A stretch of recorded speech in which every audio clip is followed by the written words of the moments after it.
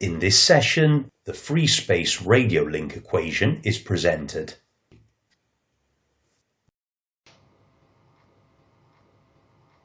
The basic radio link equation applies in an ideal environment, what we call free space. This means that we assume that electromagnetic wave propagation is not disturbed by anything in the path from the transmit antenna to the receive antenna. As an example, the radio link between two space vehicles, in the vacuum and far from the Earth, could well approximate the free space condition. Clearly, this is something rather far from what we can expect in a terrestrial radio link, but you will see that it's a rather good starting point for the design of terrestrial point-to-point radio links. The final equation shows that power at the receiver, P sub r, depends on the transmitted power, P sub t, on antenna gains and on path length and frequency. To better understand the free space equation, let us go back to basic definitions of antenna gain. Generally speaking, an antenna is a device capable of emitting electromagnetic radiation. Again, we make reference to a theoretical idealized condition, that is, to a source of electromagnetic radiation, which emits power uniformly in all directions. This is called an isotropic antenna. We can imagine the isotropic antenna as the center of a sphere of a given radius. Then, the radiated power will be uniformly distributed over the sphere surface.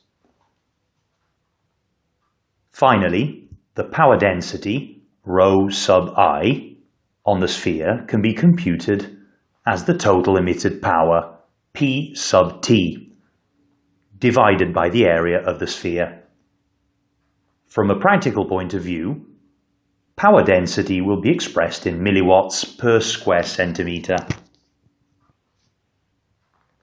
Now we substitute the isotropic antenna with a directive antenna. That is, with a real antenna, which is capable of focusing most of the emitted radiation in a given direction. If we measure the power density over the sphere surface in the antenna pointing direction, we find now that power density is much higher compared with the case of isotropic antenna. Antenna gain is defined as the ratio of power density using a directive antenna, rho sub d, to power density produced by the isotropic antenna, rho sub I. We are now going to use these definitions to derive the basic radio link equation. Let us now consider a directive antenna with gain, G sub t, pointed to the receive antenna at distance L. Transmitted power is P sub t. From the definition of antenna gain, we can directly compute the power density at the receive antenna. Then we compute the power captured by the receive antenna as a function of the antenna effective area at the receiver.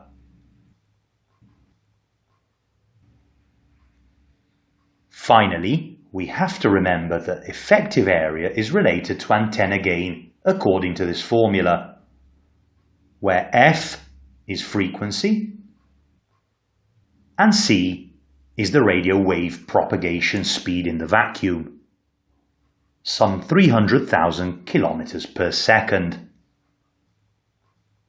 Note that for a given value of antenna effective area, the antenna gain increases as frequency increases. So, we get the final formula where both antennas are identified by gain and the formula is a symmetric form.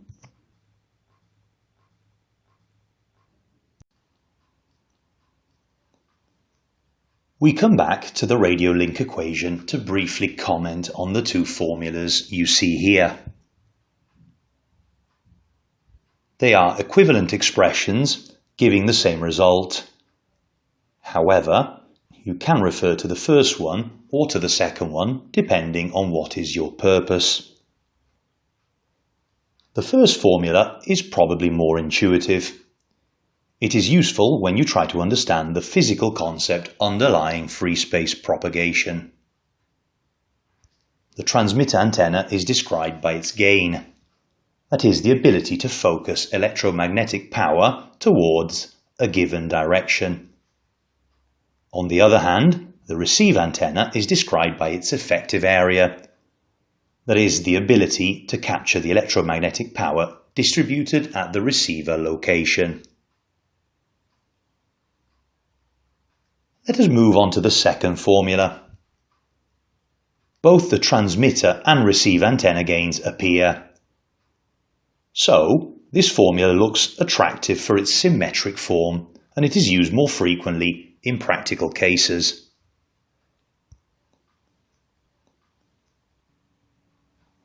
If we express the radio link equation in logarithmic units, then the formula is much easier to use, because all products are converted to additions. There are two important points to consider to correctly manage this formula. First, always remember that decibels are used only to represent the ratio between two power levels. Therefore, you indicate with dB the gain or the loss through a given device or through the propagation path. On the other hand, if you express a power level in logarithmic units, then you must use dBm, that is, decibels over 1 milliwatt. So, remember, 0 dBm is equal to 1 milliwatt. 20 dBm is equal to 100 milliwatt, and so on. Negative dBm values indicate power levels lower than 1 milliwatt. Second, the number 92.44 is valid only when frequency is expressed in gigahertz and hop length in kilometers. If you use different units for frequency or for hop length, then this number must be modified accordingly. For example, if we express frequency in megahertz instead of gigahertz, then the constant will be 34.44.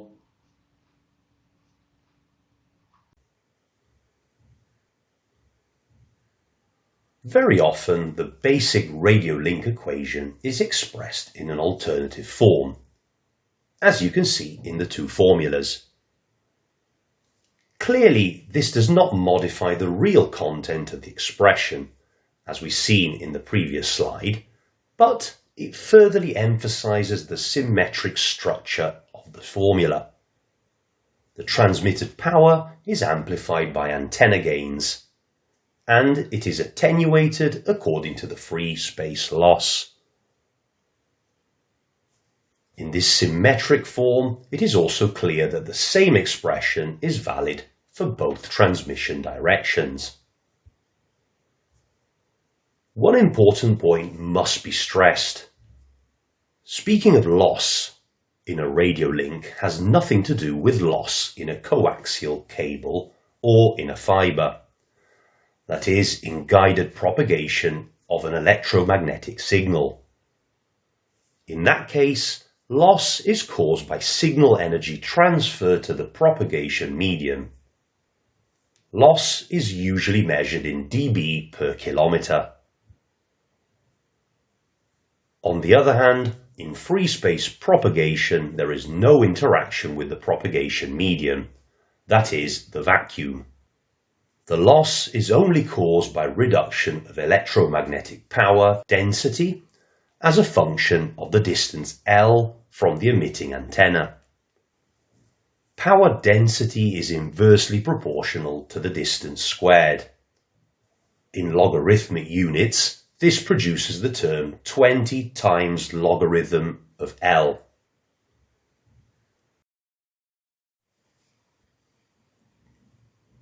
Here you see some numerical examples of free space loss computed as a function of distance and for different values of frequency. According to the logarithmic formula, a 6 dB increase in free space loss is observed if we double the distance. The same increase is also observed if we double the frequency. Does this mean as frequency increases, the free space is a more lossy transmission medium? No, this simply occurs because we identify the receive antenna with its gain rather than with the effective area. If we keep constant the antenna gain, the effective area decreases as frequency increases. So we should restate the previous sentence as the free space loss increases when frequency increases, because we assume constant the receive antenna gain.